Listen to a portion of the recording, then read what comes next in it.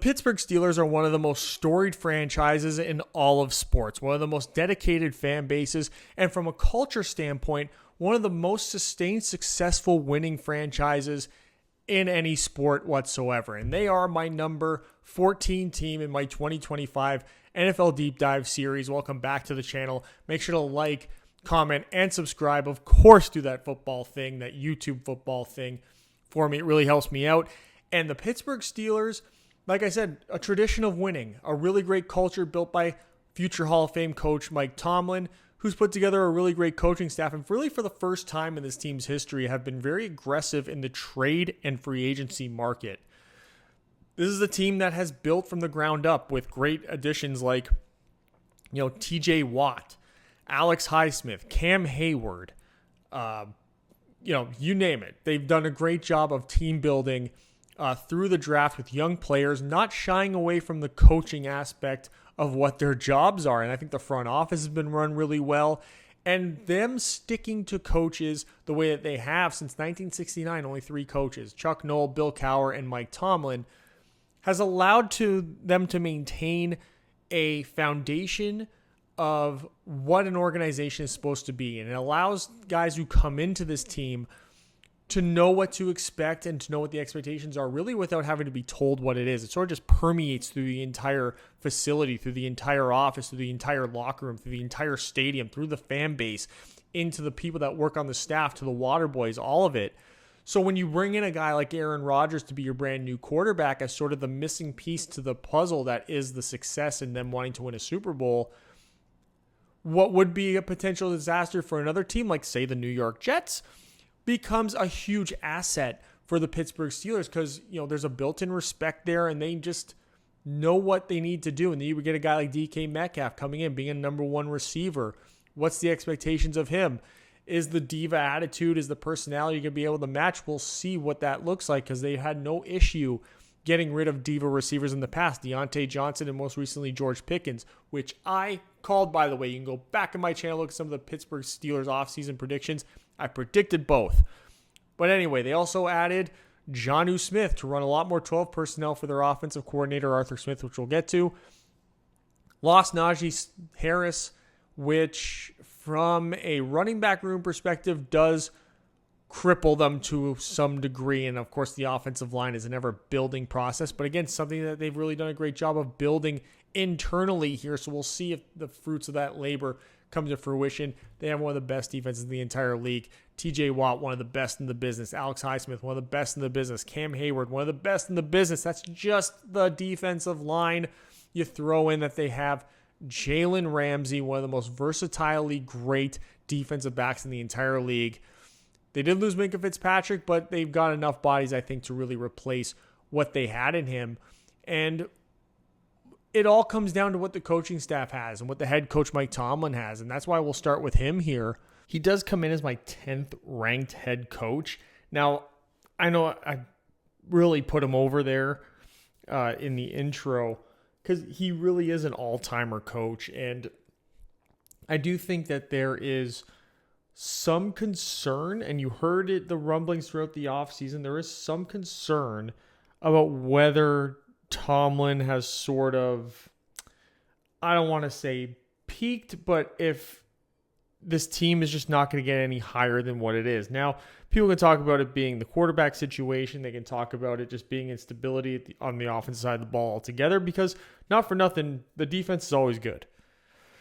He did a really great job of just maintaining that Steelers culture of always having great defenses. And I think that's why he was somebody that was really sought after. And he's done a really good job settling into the CEO role more than anything, as he really takes on these defensive minds really well.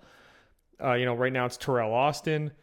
He comes 10th for me for defensive coordinators. But, just 2 years ago, he had Brian Flores on his staff, really got him back going into the picture of coordinators and high-level coaching positions for the rest of the league. And the one thing that you'll notice about this staff is there's probably a lot of familiar faces for you if you're a fan of the NFL Combine, particularly on the defense side of the ball. Now, that, to me, has always exhibited a sign of that from a player evaluation standpoint, from really seeing the potential and being able to coach players up. That's the other thing that Tomlin has said famously on a podcast. I forget which podcast it was. It might have been whatever the one Ryan Clark and Fred Taylor and all that used to do or still do, where he said that he's not a coach that's afraid of doing the job of coaching. So he doesn't necessarily favor the most finished and polished products when he's, drafting a player, signing a player, etc. And I think that paired up with the fact that his staff is so hands-on at the combine, it allows them to almost have like the inside track more so than our teams do in terms of how well they draft and how well they're able to pick up players and evaluate players. It's almost like an extra little thing that they get for having their time put into the combine itself. From the offensive perspective, you have Arthur Smith, who to me, he's a top 10 offensive coordinator, for sure. I think he gets a bad rap for just underachieving so significantly with the Atlanta Falcons as a head coach. But I think he settled in really nicely last year. I think Russell Wilson completely revitalized any semblance of his career. I think from Justin Fields' perspective, I think he showed the most he'd shown at that point in his career. Again, I still don't think Justin Fields is all that. People are going to disagree. But he had enough of a great performance under Arthur Smith for the rest of the league to really take notice.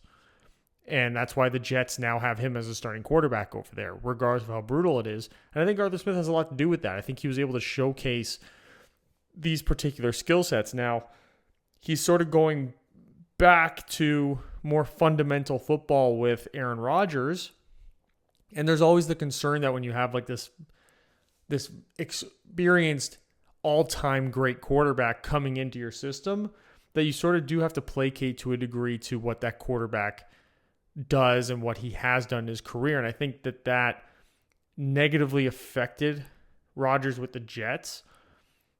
Even though from a statistical standpoint, we'll get to it, he had a much better season. But I think this is a proven to be a quarterback-friendly offense from last year where I think he can slide in really nicely. Now, how Arthur Smith works with these players, like they did lose a significant player in the run game in Najee Harris, trying to replace him with Caleb Johnson. They did trade away George Pickens, which I can't tell you how much that pleased me.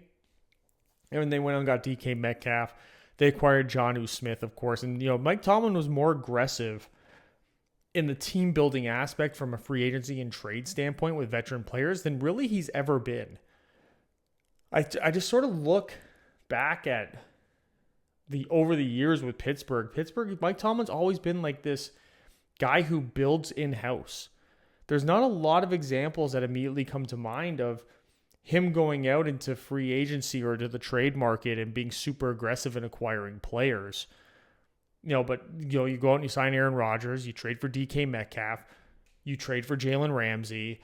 It's a significant step by the front office and of course by Tomlin. He signs off on everything, especially at this point in his tenure.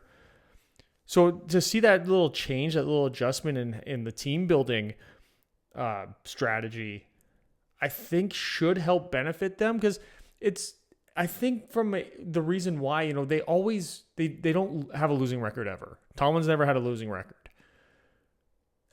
I think that when you can look at the fact that that's not the thing, but they don't usually win playoff games. They get like that 6th seed and then they're just out.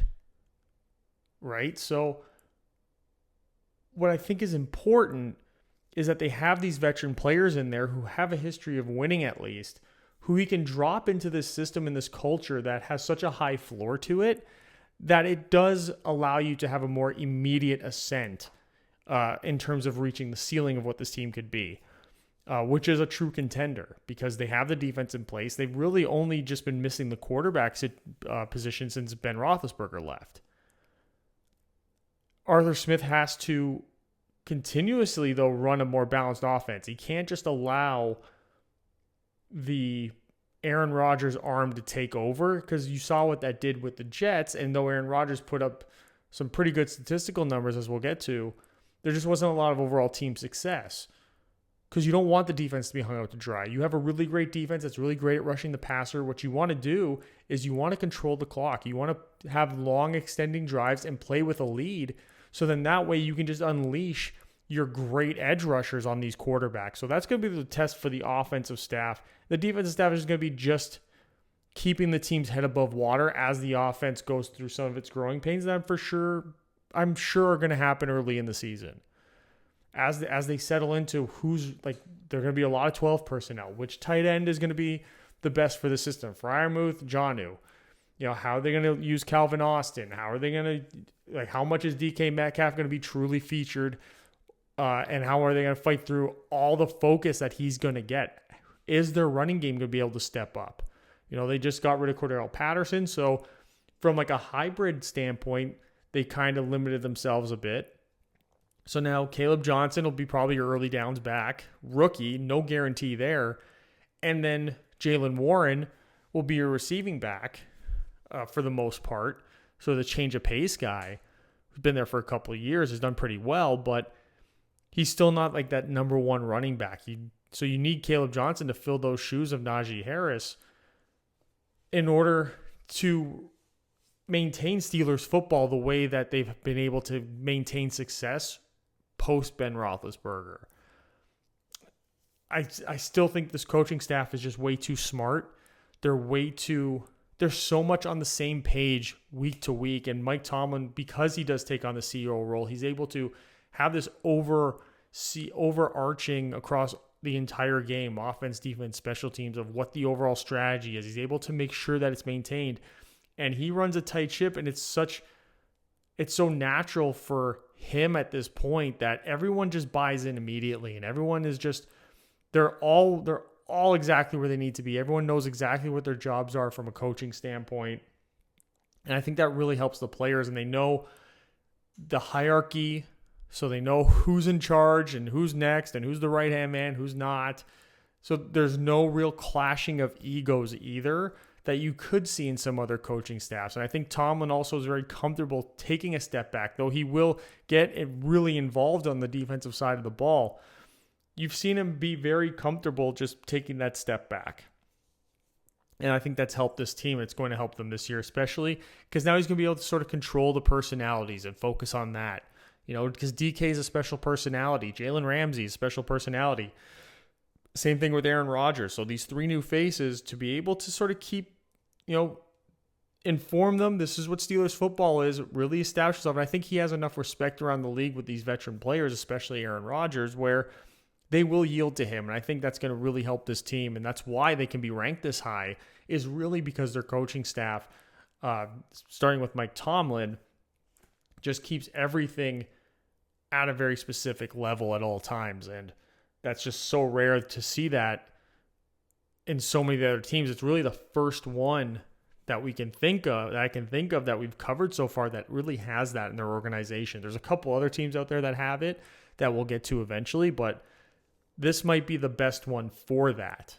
This is the part where I cut in for an ad break, but I still don't have any ads. And in order for me to get ads, I need you guys to like and subscribe. And now I will get back to the player grades. This is the big one. So as we move to Aaron Rodgers, he's coming in with an 86 grade, middle of the pack quarterback. 15th or 16th, right there, right in the middle. He's that middle of the pack quarterback coming out now. I still think he's got it, man.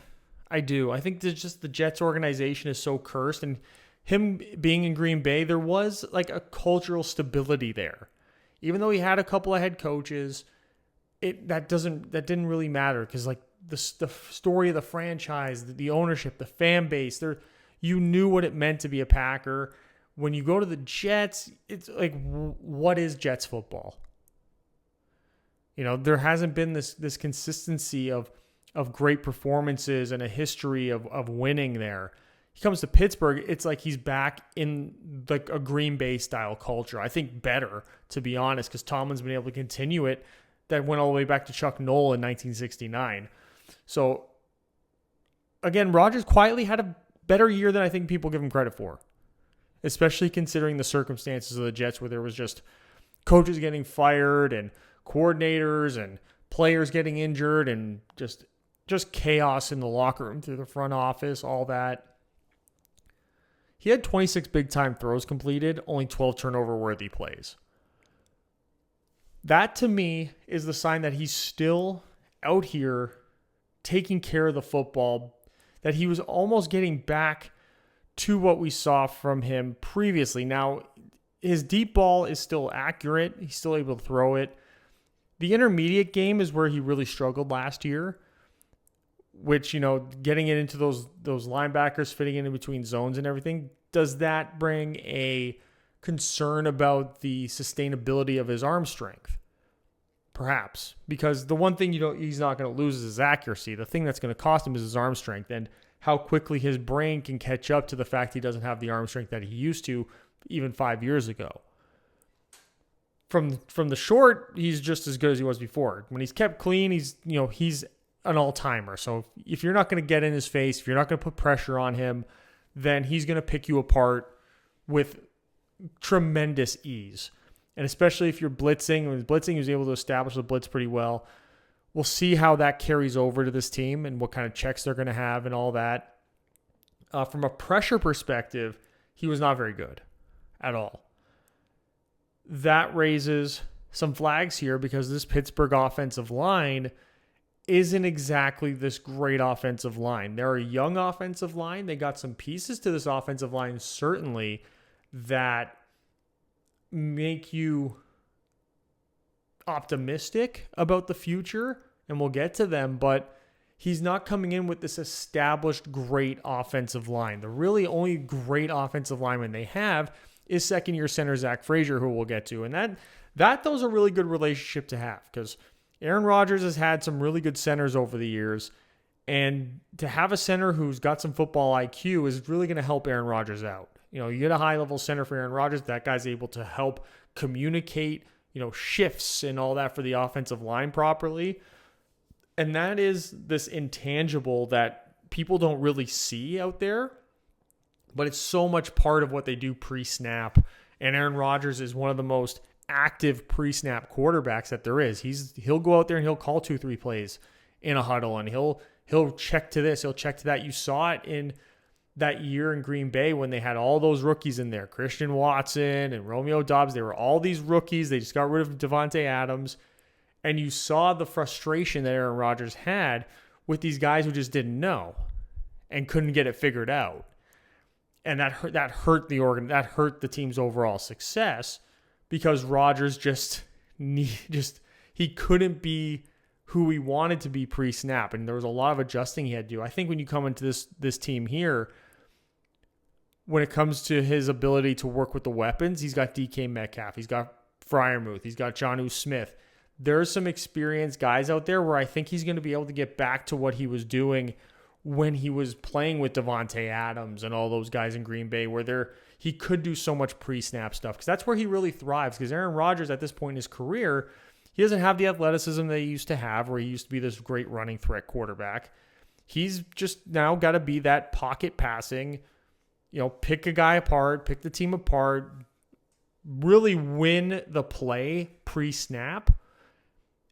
I think if Aaron Rodgers can't start winning plays pre-snap against opposing defenses, I think that's where he's going to start to struggle. Because again, he doesn't have the arms. He doesn't have the arm strength to really fire it into those tight windows consistently throughout a game. He'll give you a couple throughout a game still, but it's just not the same. And how could it be the same?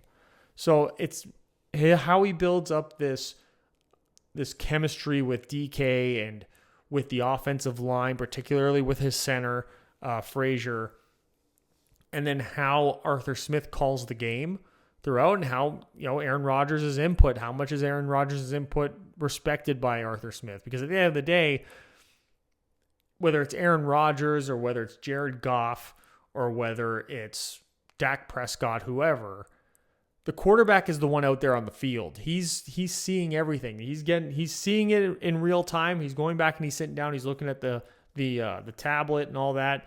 He has to have some sort of a say what he's comfortable with. So how much Arthur Smith yields to him, but also is Aaron Rodgers going to be humble enough to yield to Arthur Smith as well and let Arthur Smith get a rhythm as well as a play caller. Because the other thing is Aaron Rodgers, it felt like when he was on the Jets, he didn't, even though Hackett was his guy, he didn't fully trust Hackett. That Hackett was going to give him the best play call in that moment. That was going to give him the best, situational personnel, all that. It just didn't come across that way. It came across like there was a lot of just, free flowing from Aaron Rodgers that was throwing monkey wrenches into the overall strategy of the team. Now, if the Jets, he was probably right for doing it more often than not. Here with Arthur Smith, I think that if he can just allow Arthur to get into a rhythm with the play calling, situationally, I think having Tomlin as well will keep Rodgers.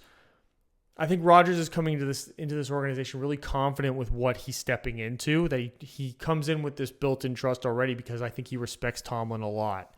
So I think we're going to be able to use a lot of the skills that he still has at a very high-level skill set. We're really going to see it be executed here. And I got to admit, I did put some money on Aaron Rodgers winning MVP this year. Now, the likelihood, obviously, it's why you make the bet because the odds were really good.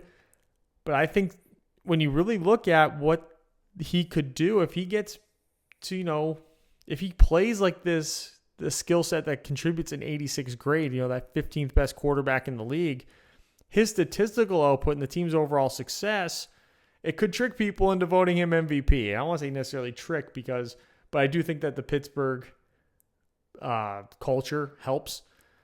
But I think Aaron Rodgers can get back to the playoffs here. I think he does get back to the playoffs with this team. And I think he's going to have a bounce back year statistically that people are actually going to respect. Not so much like what he had last year where people didn't necessarily respect the bounce back that he had coming off the Achilles injury where he actually did have a good statistical output.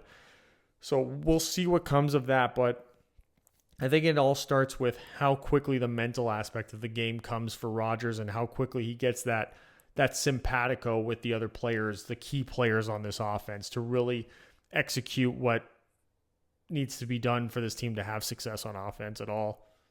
One thing he's getting is a hell of a weapons group. Now, the main function of this offense will be in 12 personnel, especially from the looks of it, the way that they went out and got Jonnu Smith to pair with Pat Freiermuth here, because you're going to want both those guys on the field. But when they went out and got DK Metcalf, you knew you were getting a true number one receiver. There was no secret. They felt they needed a true number one. George Pickens wasn't it. So you go and you get DK Metcalf, who, all intents and purposes, less than 1,000 yards last year. But I think, settling in with a new offense and a new quarterback and, a healthy season, he should be able to get back to like that true number one statistical output, get him into those like 80 to 90 catches, over 1,000 yards, close to double-digit touchdowns. I think that could be in his future here. His contested catch percentage last year was shockingly way worse than I thought it would be. You kind of look at DK's size and his athleticism and his hops, and you go, that guy's contested catch rate has got to be through the roof. And he only had 36%. He had 15 completed ones, so he had a lot of opportunities, more so than most, but only 36%. Now, there's probably some nuances. Let's hope that there is. I'm sure that there is some nuances to what was classified as a contested catch opportunity and what wasn't, based upon what Geno Smith was throwing at him. But he did have a 99 quarterback rating when targeted. Deep balls were great. Intermediates, shorts were, it's okay because DK, because of his size, he's a very, very fast player. But because of his size and his length, it takes a while to get to the top speed. And he's not this particularly fantastic. He's not no Justin Jefferson and Jamar Chase when it comes to route running by any means. So a lot of what he does is creating separation is down the field. Is his ability to change direction when he gets the top speed. When he's in the short to like the behind the line screens, like those screen passes, you're not going to see him do any of that. It just takes him too long to get to top speed. in comparison to other players in the NFL. I know people are saying, like, he gets the top speed. How fast are you? Whatever. He compared to everybody else. He's got that, like, Usain Bolt thing to him where he's a slow starter, but then once he gets the top speed, and his top speed's faster than pretty much everybody. He's solely an outside wide receiver. He might kick inside, do some slot work, but in this offense, especially with the 2 tight ends, 3 tight ends, really, I don't anticipate him getting too much slot work. I would anticipate it's going to be under 10%, say by the end of the year, just based upon what kind of formations they're going to be coming out and rolling out in. But when you go through the division even, I'm like, okay, it's going to be some very, very intense matchups for DK Metcalf. He's used to having some pretty good ones. Jalen Ramsey used to be an opponent every week, or twice a year, excuse me. Out in San Francisco, there was Travarius Ward and whatnot. Here he's getting Marlon Humphrey or Jair Alexander in Baltimore. He's getting Denzel Ward. Cincinnati is probably going to be able to take over a couple of games. But there's going to be some fun matchups for him. And how much he's going to get double teamed, I think also that could hurt him as well in terms of statistical output. Because in 12 personnel, that's going to be a lot of obvious double teaming on the outside because they're going to be able to work linebackers and nickel guys and whatever on these tight ends and more often than they could if they were able to spread this out and they had some more speed out there. Now Calvin Austin is going to be a huge, huge component to this offense. He's definitely more this gadget guy, but I think he showed last year that he's a sneakier route runner than people give him credit for. I wonder how often he does get on the field, though, if they're going to be running a lot of 12, because then I could see that being Robert Woods and them going with more experience and more tenacity. Roman Wilson is always sort of sneaking there behind the scenes. Ben Skoranek is hovering around as well. But then you get to the tight ends and, you have Jonnu Smith who, from a true tight end perspective, only lined up 26% of the time. So does he become like this bigger slot receiver? Or are you going to get super creative? And he had almost a quarter of his snaps taken out wide last year in Miami. When you're running, 3 wide receivers and a tight end, is it still Jonnu Smith out there? He's just playing wide receiver, and then Calvin Austin plays in the slot. There's a lot of fun stuff they can do with Jonnu Smith. And Arthur Smith loves Jonnu Smith. So had him in Atlanta for the couple of years there. He had a great year with Miami last year. I was very surprised when Miami was so willing to trade him away. Because from a receiving tight end standpoint, he was phenomenal.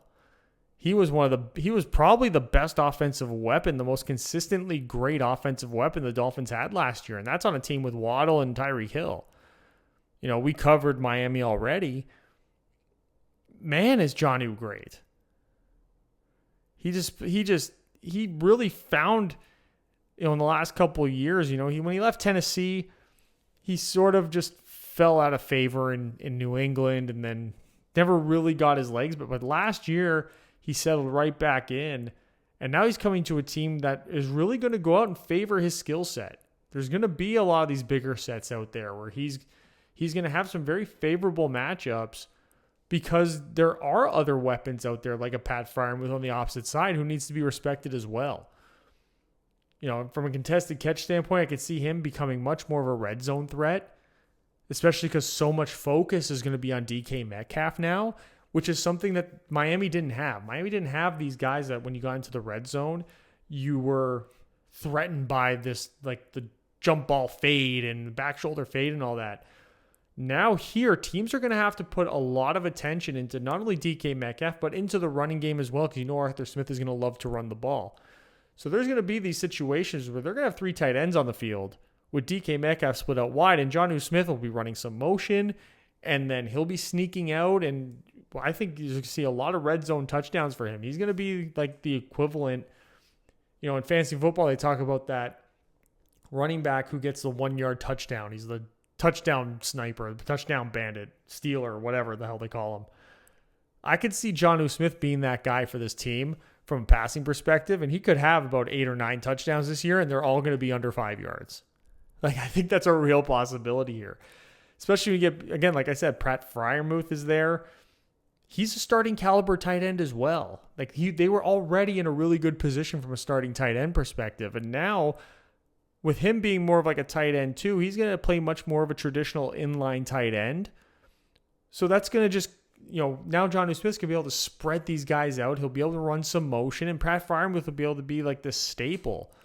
But also Pat Freiermuth from a receiving standpoint, athletic profile standpoint, is nothing to sleep on either. So it's just another wrinkle to this offense that's going to help confuse the defenses, make the defenses do some extra thinking out there. Then they got these guys coming out of the backfield. And, you got Jalen Warren, who's going to be the main guy, but Kenneth Gainwell sort of sneaking up there. They did have Cordell Patterson for a bit, like I said, but they got rid of him. Darnell Washington, I can see him coming in playing some fullback also. Being the third tight end, another big-time red zone threat, short yardage threat for them. And that sixth blocker on the offensive line. That's going to just open things up here. So, like the play action screen game and all that, Aaron Rodgers has a lot to work with here. 6th to 7th best receiving weapons room. Now, from a variety standpoint, there is going to be some struggles because when you look at the wide receiver room, they don't really have, other than DK, like a true top wide receiver. Calvin Austin has a certain niche role that he's going to have in this offense, which isn't that of a traditional wide receiver number 2. So is it Robert Woods this late in his career? Is it Roman Wilson somehow? Is it Ben Skoranek out of nowhere? You wonder where this next guy is going to come from because it can't be Jonnu Smith. As much as you can split Jonnu Smith out wide, play him as a slot receiver, at the end of the day, his athletic profile is way different than that of a wide receiver. So who's the breakout star? Now, it hasn't happened yet. But Terry McLaurin asked for a trade. I would not be surprised if Pittsburgh was the team that just swooped in and got him. Because why not? You brought in Aaron Rodgers. You're clearly looking to win now and win big now. I could see that really being a dark horse team to swoop in here at the end. Now, how much are they willing to give up? They traded a second-round pick for DK Metcalf.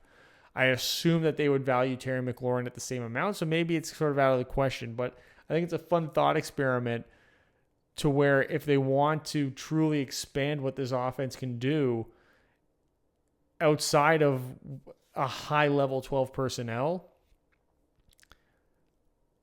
maybe they go out and get a big receiver to pair with DK. I don't know, but they had a real opportunity with that with George Pickens, but I understand why they got rid of him. He was terrible for the culture. He was terrible for the locker room. He's just a terrible personality to have around. Good luck with that, Dallas, as your team's falling apart piece by piece, day by day. But I think Arthur Smith and how Arthur Smith has always run an offense, this current crop is perfect for him. I have concerns about what they can do from a variety standpoint if they find themselves down by 2 scores at some point in a game. I don't know how they're going to be able to successfully spread teams out and use some speed perhaps and use guys who can get some really good separation on the outside to quickly catch up in games. I think that's the only real concern I have with what this group and how that limits this group and keeps them out of like the top 5. Now, this is new. A Pittsburgh Steelers running back room that's ranked dead last. Now, Jalen Warren, for all the things he does well in the passing game, last year was a huge regression in terms of what he did as just a straight-up running back. Now, they got Caleb Johnson from Iowa, who they really love, who the draft community really loved. He carried the ball 250 times. He had 21 touchdowns, 66 missed tackles, didn't fumble the ball, 1,500 yards, 6.4 yards a carry. That's great. Now, I look at the level of competition, and it does bring him down a couple notches. he did, 21 touchdowns is nothing to sneeze at, but I do have concerns about what happens at the next level when he's dealing with the best of the best. Because he didn't dominate games despite having 21 touchdowns. Which is surprising because when you see 250 carries, you see 1,500 yards, 6.4 yards a carry, there just wasn't.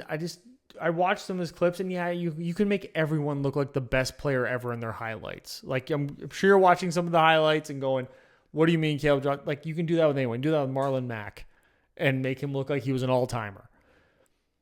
On a play-to-play basis, Caleb Johnson just didn't come across as like a guy who could truly just take over a game and beat up on an opposing defense, etc., especially a high-level defense.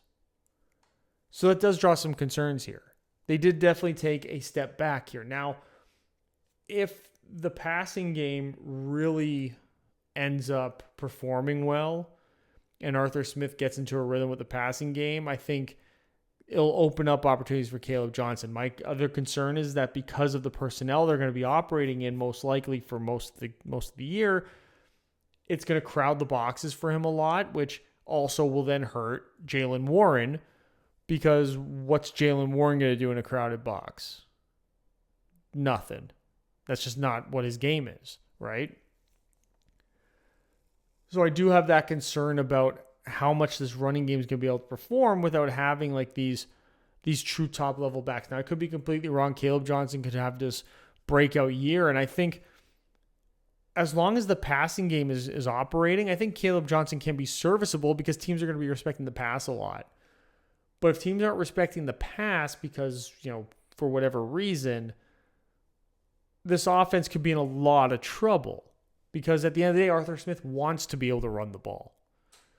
He wants to play big out there. He wants to use 3 tight ends. He wants to use a fullback. He wants to use these big aggressive blocking wide receivers.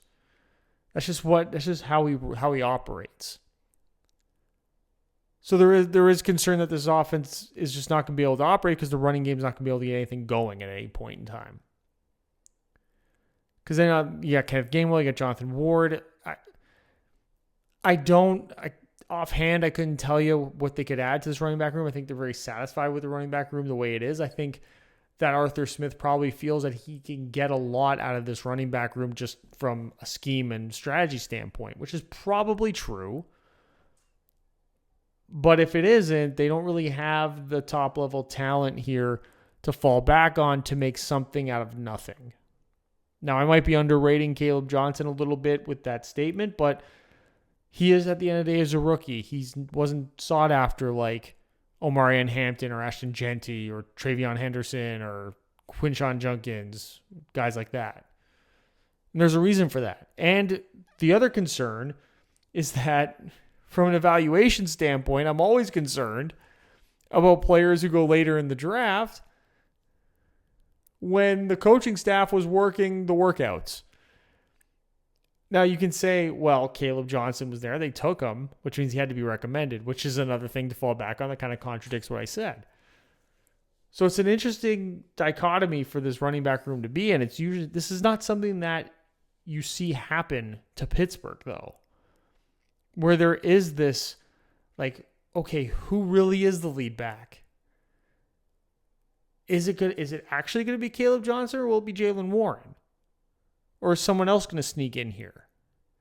Is it an open competition? Like a true open competition? Because like you had Najee Harris before, you've had Le'Veon Bell. Like this has never really been the case for Pittsburgh. It's a very unique situation for Mike Tomlin to be in.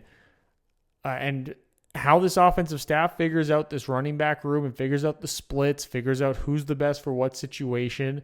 I think it's obvious the best for each situation, but you can't just roll out Jaylen Warren only when you're throwing the ball. You can't just roll out Caleb Johnson when you're only running the ball. So I feel like we're going to see a lot more of a true 50-50 split here. Even like a 40-40-20 when you throw in Gainwell and Ward or whoever else they might bring in for depth. I'm just really concerned that this is going to be such a detriment to this offense because I'm not completely convinced that Caleb Johnson's going to break out and be this great back this year. And another reason for that is because of the offensive line. Now, pass blocking almost towards the complete bottom of the league. There's just too many question marks here. And then from a running perspective, they're still the bottom half of the league in that as well. Now, from an interior offensive line perspective, I'm sure they got the right guys in place here. We'll talk about Zach Frazier in a bit, but the left tackle, Broderick Jones, going into his third year, yikes. From a pass protection standpoint, he gets a 65 grade. He gave up 11 sacks and 45 pressures and took 10 penalties on 630 snaps last year. I'm not impressed with that at all. Him truly settling in at the left tackle position after playing some right earlier in his career, maybe that makes a difference. But how long is that tolerated for? Because he's going up against Myles Garrett. He's going up against presumably, maybe, Trey Hendrickson. And doing that twice a year? Yikes. Just a little yikes. He could end up being a really bad detriment to this offense and to Aaron Rodgers' overall production. As a run blocker, incredibly average so far in his career. From his own perspective, he got C+. And that's where we're going to see mostly from them, is his own blocking scheme. So do they just run away from him and run to Troy Fautanu on the other side? I wonder, but Fautanu's not a better run blocker than Jones, not at least that I can project going in. But Fautanu, former first-round pick, gonna get his starting playing time now on the right tackle spot. I think the one advantage that these two tackles have is that there's a lot of job security for them, because I don't think Dylan Cook or Doug Nestor or any of these other linemen are going to take their spot as either one of these tackles. I think they're really committed to these two first-round picks being the tackles long-term. Now, Aaron Rodgers needs to be line-friendly to them as well, the way that he calls a game pre-snap, the way that how long he holds onto the ball, that internal mental clock. He needs to be, young offensive lineman friendly here, because, then you got the two guards, Siamalu and Mason McCormick. Mason McCormick, surprisingly good rookie season. Comfortable enough that they let James Daniels go, and he's going to be the starter here with Isaac Siamalu on the other side. Siamalu is probably a really good balanced guard. High floor guard, not really a high ceiling at all. High floor, low ceiling. Just solid. Now, you don't want him to be the second best lineman that you have, which is currently probably the case. But he's a really serviceable guy to have, and he's somebody that is valuable, and he's going to really help out with this overall offensive line. Then you get to Zach Frazier, who is just a tremendous rookie center. And his relationship with Aaron Rodgers is going to be very, very important going in throughout this season. How he communicates to his other offensive linemen, how he figures out the pre-snap calls with Aaron Rodgers, that chemistry. Because from a perspective of pass blocking, he'll give up 1 sack, 12 pressures. Now, he is a center, and we've said this countless times. I'll say it again. Centers in pass pro, unless there's a blitz happening, you're assisting a lot with double teams. Watching out for stunts and twists from the A gap to B gap. So there's not a lot of overall responsibility from a post-snap perspective. But his pre-snap getting everyone lined up where they need to go, and then him also understanding where he needs to be on those double teams is really important as well. So we'll see how that develops throughout the year. But from a run blocking perspective, this guy could not have been better in terms of how balanced he was. He gets a B+ in zone, B in gap, 436 snaps. One of the better run blocking centers in the league last year. And we'll see how much he improves on that, because he's going to have this type of a season for the running back room that we just previously covered to really have an impact on the season. He fit the system really well, though. I think that there's still some good chemistry there between the interior offensive linemen in particular. And it's 4 out of the 5 starters from last year, the regular starters from last year as well. Troy Fautanu stepping in now here in his second year, his first round pick, is going to have to really find his place and settle in and get used to the NFL speed. They have a good little swing offensive lineman in Spencer Anderson who can fill in the interior. He might be a little bit better than Mason McCormick overall. But I think from a potential and just a chemistry standpoint, I think Mason McCormick staying the starter is the right decision. Working with Frazier and Ciamalo and then Fatanu on the other side. So it's an offensive line that's coming in starting, I'd say, with a lower than you would like expectation. And it's really, I think, going to be scheme dependent on how quickly they become, if they can become at all, like a top half of the league offensive line. Because right now they're sort of settled in as the bottom half of the league. With that poor pass blocking as well. I think that's the ultimate red flag. Now, how do you get around that? How do you get around this aspect of the pass blocking coming in and not necessarily being all that great, most likely? Well, you put in Darnell Washington, you have 6 offensive linemen, and you run some extra protection. That's a possibility. Or you run a lot of play action, a lot of screen passes. So you could have a situation where, Jonnu Smith and Jalen Warren are catching a lot of these short to behind the line of scrimmage passes and being asked to be athletes, on these play action boot screens and Calvin Austin. He's maybe going to be asked, get the ball out of your hands quick. That read option with Rodgers, hand the ball off, throw the slant, make the defense sort of hesitate a little bit, open up opportunities for the running game and let the offensive linemen work their way into position more unabated. With the defensive line that has to think, a linebacking group that has to think, you can't just put their head down and blitz. And defensive linemen can't just pin their ears back in that case. I think doing those things will help this offensive line. Especially because they're so young. They're so young, they're almost out here learning on the job. Which is probably unfair to Aaron Rodgers. But I think from a potential standpoint, there's so much invested here in this offensive line that it really could, by the end of the year, start to come together, and then you'll be in really great shape, I think, as an offense. Overall, it is my 25th ranked offense. 30th in the run game, they're 18th in passing offense. Again, based on a lot of the grades, the offensive line doesn't do them any favors. That's a real rough spot for this team, is from the offensive line perspective. So the quicker the offensive line gets up to speed, the quicker this offense improves and has a much better output than what is currently being projected at the beginning of this season. With all the things that could potentially go wrong on the offensive side of the ball and all the things that could potentially go right, they have the foundation on the defensive side of the ball. For sure. And it starts with the defensive line. It's the best pass rushing group. 4th on run defense. So from an overall perspective, this is the best defensive line in the entire league. From the edge players to the interior players, you're not going to find anything better than this. The quality is just, it's through the roof. And like they have so many starting caliber players that are going to be rotational pieces, which is crazy. But we'll start with TJ Watt, who of course we should start with. 95 pass rusher. Now, you could, and some have, argue that TJ Watt is going to start his decline. That the way that the season ended last year, that there just wasn't that oomph in his game the way that we're used to seeing from him.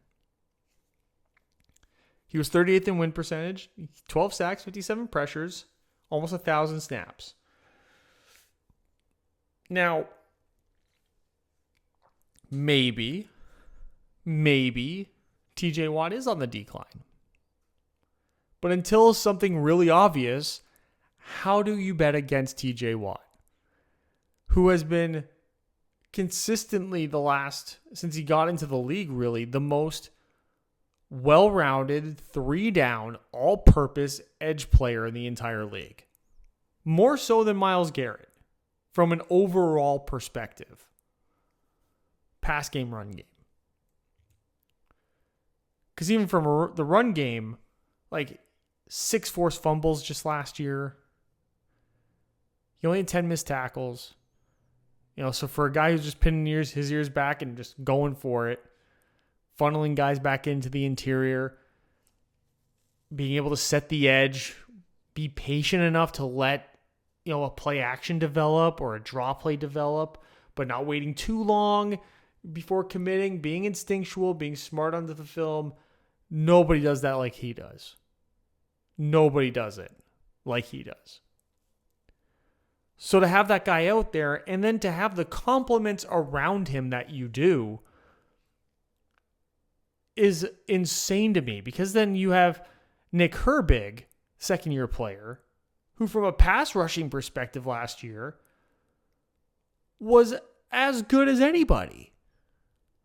So you get like this little mixture and this variety of guys that you can sort of throw in here next to Watt, and these guys are going to have these great performances next to him. So it almost kind of scares teams away from being like, okay, we can't just double team Watt and focus on him. They got all these other great players.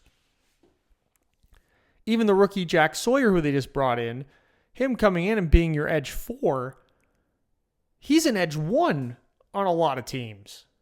So like this rotation is going to be something phenomenal to watch, man. Because you got 4 guys who they can't all be on the field at the same time. But you can get a lot fresher legs from TJ Watt and not lose a whole lot of quality. Because even if it was Herbig and Alex Highsmith, it's still probably the best 1-2 edge group in the entire league. Then you work in on what you got in the interior, and it starts with veteran Cameron Ward, who I'm sure many people going into last year were like, it was probably his last year. He came out and had probably the best year of his career. 10 sacks, 60 pressures, 7th in pass rush win percentage among interior defensive linemen, 10 batted balls, 10.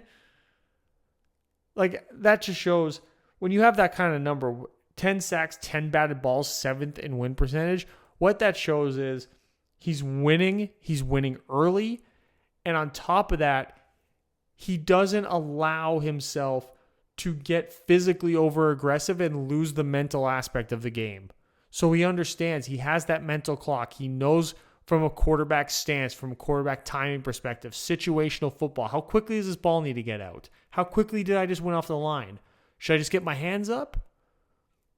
And he made the right decision virtually every single time. Just a ridiculous season for him. And it just shows that, man, can you really extend his career yet again? Like, this is like when Calais Campbell had that monster year late in his career where you're just like, oh my God, has this guy still got it? Because then from a run perspective, he was 4th in stops percentage with 47. He only missed 5 tackles, 6.8% missed tackle percentage. So he was as great as they come as a 3-down interior defensive lineman. Like, if he had a flashier year, he could have very easily just been defensive player of the year. But from an interior defensive line perspective, it's really hard to do that when usually that's J.J. Watt and that's Aaron Donald. But an amazing, amazing season. And then when you look at who they add next to him, you got Keanu Benton, who's a tremendous interior pass rusher as well. So you put those 2 guys next to each other with Watt and Highsmith, or Watt and Herbig, or Highsmith and Herbig. How do you stop them? Then they draft Derek Harmon, who comes in, and he's probably the 3rd best interior defensive lineman they got. He'll be part of a very good rotation here. But what if mostly on passing downs?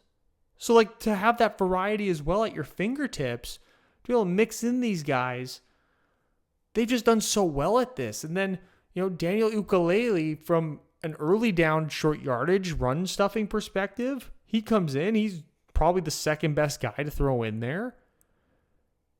Ezzy Otomeo, he's a pretty good rotational guy. Dean Lowry's a pretty good 3-4 defensive end type. So just from how healthy they're going to have this rotation going and how the quality of the depth that they have, It's just speaks so much to what this defensive staff and from a front office perspective, what they've been able to create here. And then you got Alex Highsmith, who, he was like a D2 player, I think, has just been the most amazing compliment opposite of TJ Watt. 7 sacks last year, 11th in pass rush win percentage. Between him and Herbig and Watt, the three-headed monster that they created last year, to carry that into this year with the question marks on the offensive line for Cincinnati, with the question marks on the offense in general with Cleveland, and then to be able to match up against Baltimore with all these great athletes out there with Lamar and Derrick Henry behind that offense, to be able to match up with them from this pass rushing perspective, and then for him to come out and be such a great player against the run as well. He's a number 1 edge guy on every other team. He's the best edge 2 in the entire league. By far. Until Micah Parsons gets traded somewhere, it's undisputed right now that he's the best number 2. Because he's the only number 2 that's like a high-end number 1. He's like a top 10 edge player in the league. And as he continues to ascend and get better and better every year, that accounts for what could be coming for TJ Watt, which is a descent, a regression. But they are in a position right now where Highsmith, he just keeps getting better every year. They might just cross each other at some point in the next next 2-3 seasons, where then Highsmith will be the 95-95 guy and Watt will be the 90-88 guy. And I don't think anybody will, and it'll be such a smooth transition, nobody will notice. And the defensive line will just be so great this whole time. And then Herbig will be out there, pinned his ears back on 3rd and long when they get a little bit smaller. And it's just going to be a nightmare for opposing defenses. And then, Harmon will be a little bit better. Jack Sawyer will have a little bit of experience there. He'll get some playing time. Just, this speaks to what Steelers football is traditionally and why this team has the high floor that they have. Because as long as you have this type of a group, it's impossible to lose more games than you win. It's just not possible. From the linebacker perspective, they're coming in, they're about 8th or 9th in terms of coverage, but in run defense, which is the key feature, they are 28th or 29th. Not good. They got really good athletes. I'm just very concerned about what they give in terms of run defense. Now, they do have, Malik Harrison and Cole Holcomb, Mark Robinson,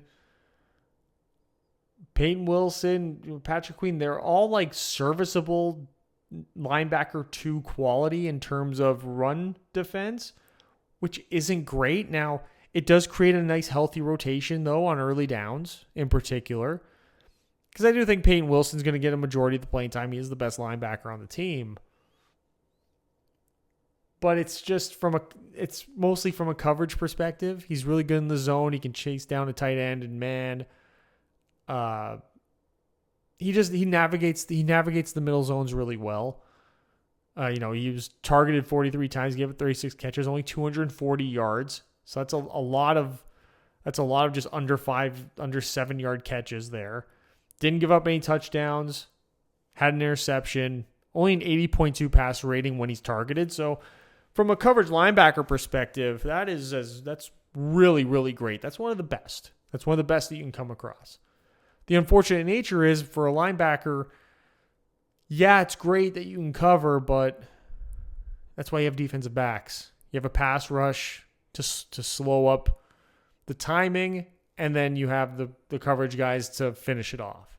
The linebackers are mostly there just to, protect the safety blankets, communicate, and stop the run. Fill in the gaps and stop the run. That's not something that Peyton Wilson is particularly good at. Patrick Queen, same sort of story.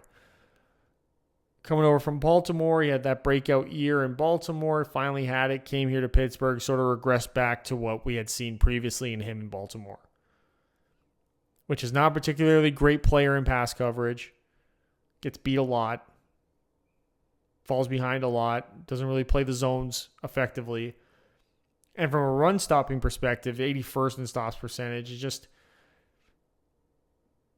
98 tackles. I mean, fine, but you get that from just being on the field a lot. You want him to have effective plays out there, and it's just not a linebacking group that I'm overly confident in can pull this off. And it does drag down the overall quality of the run defense in particular.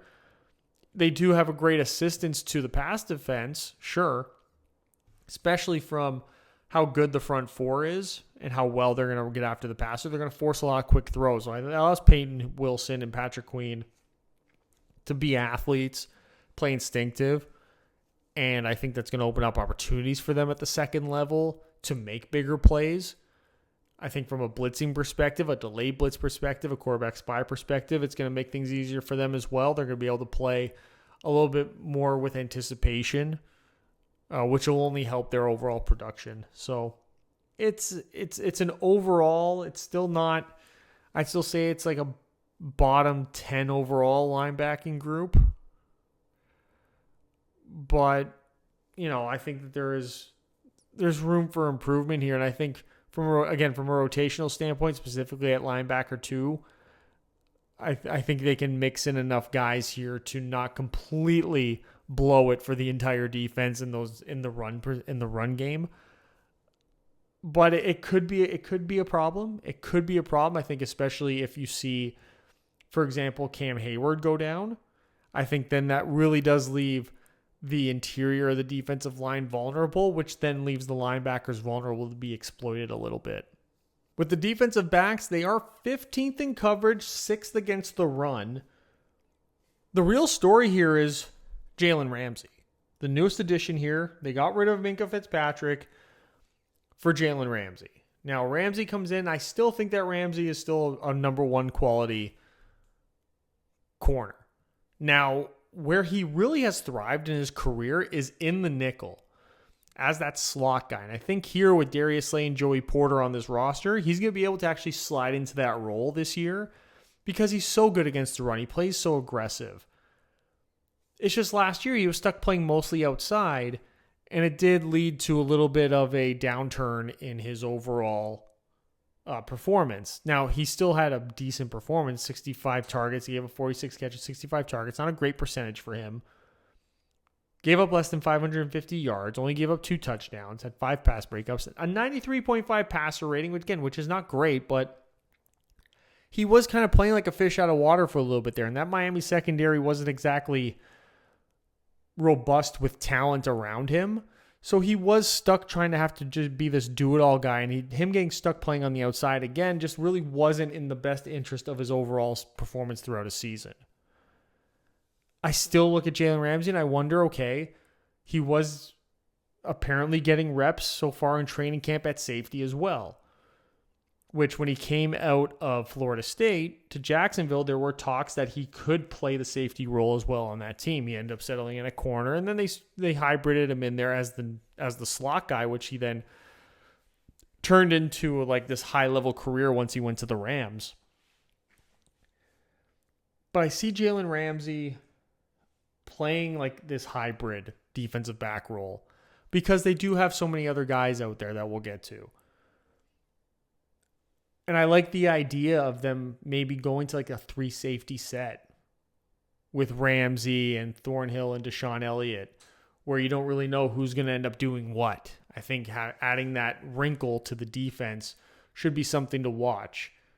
The possibility that Jalen Ramsey at just some point in the season, if you get strong performances from Slay and from Bishop and from Porter, just goes right into what Minkah Fitzpatrick's old role was the team. I think that there's a possibility that could be a thing as the season goes on, if they get quality performances out of the rest of the defensive back room, which from a veteran perspective, you have Darius Slay coming over from Philadelphia,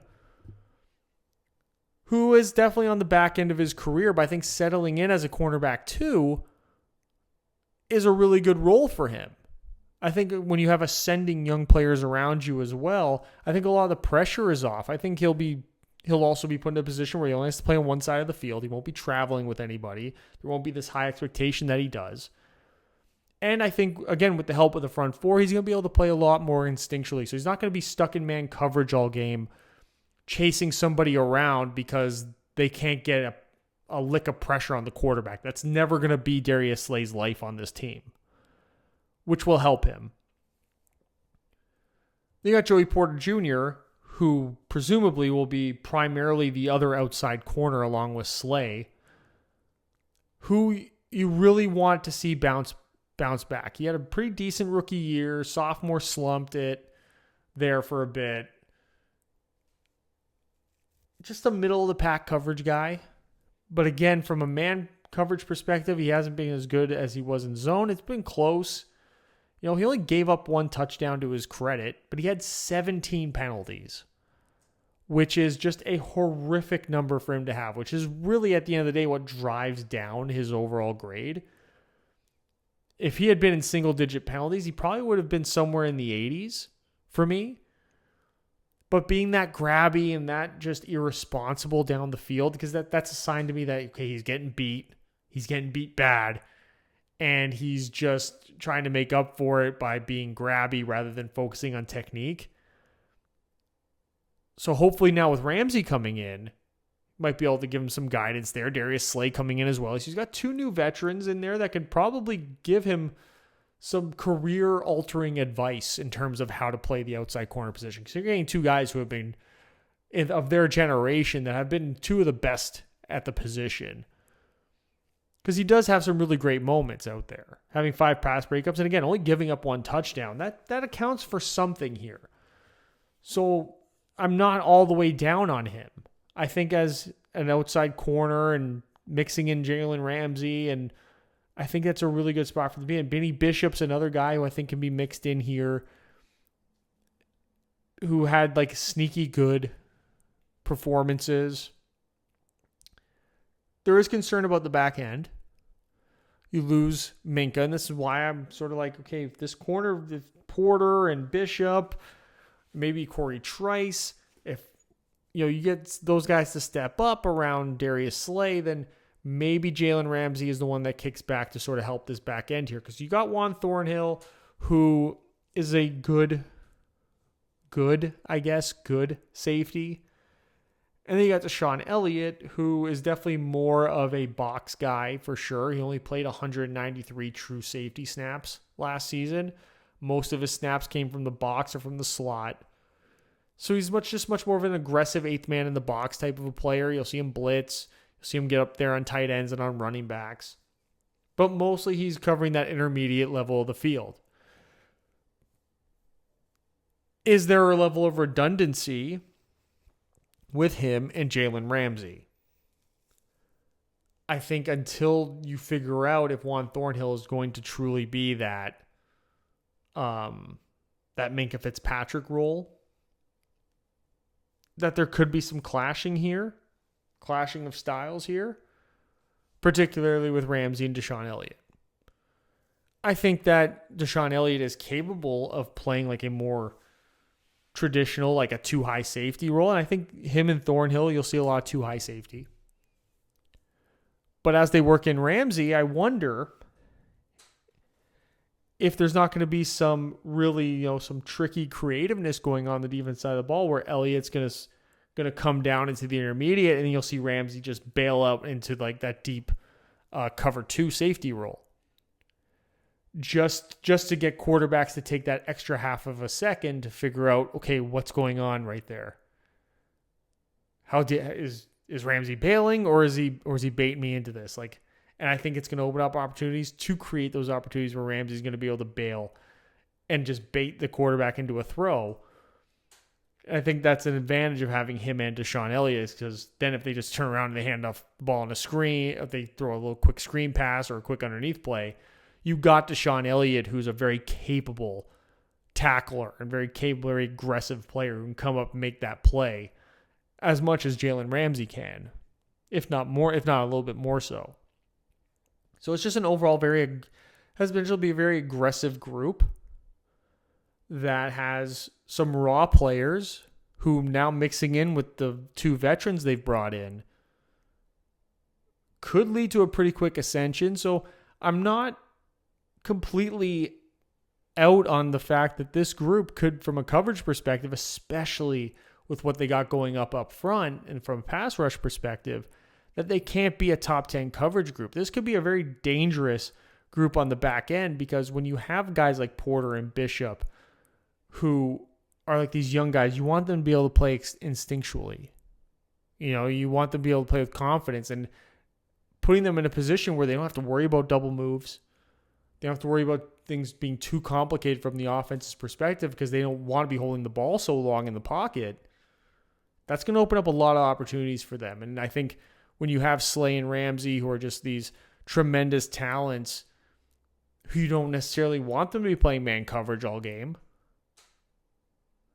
be able to play them in a zone and let them just sort of pick out the quarterback, figure out the route combinations, and just, again, work instinctually.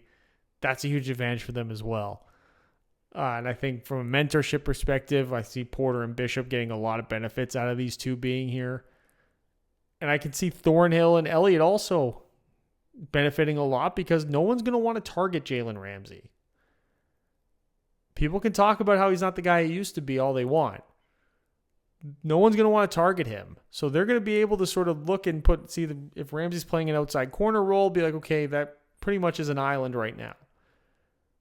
Or if you get these teams that have these really good slot guys, the slot guy's not of concern anymore, because Jalen Ramsey's got that inside the numbers pretty much covered on that side of the field between the numbers and the hashes. So that helps with the linebackers also. It helps with the safeties on the back end. And you're going to get great communication. You know that Ramsey's going to do exactly what he needs to do in a situation. So then that way you know exactly what you have to do to make the play on the back end if you're Thornhill or Deshaun Elliott. Or even the outside corner next to him, whether it be Porter or whether it be Slay or whether it be Beanie Bishop. So I like what they got here, and I think that this can only really go up from here. From a safety depth perspective, I'm not a big fan, though Sebastian Castro is a rookie. It's hard to say whether or not he's going to be a really good depth piece or not. I think the cornerback room outside of these top 4, and having 4 guys is better than most have. But I do have concerns about Trice and Eccles from just their physicality standpoint. The Slay and Porter and Bishop, they're not these overly physical players, but Trice and Eccles are just significantly lesser in that sense. So you don't want to lose the aggressiveness on the outside. So that's a bit of a red flag, but still an overall really, really quality group here. And with all that, it is my best defense in the entire league. It's the number 1 defense in the league.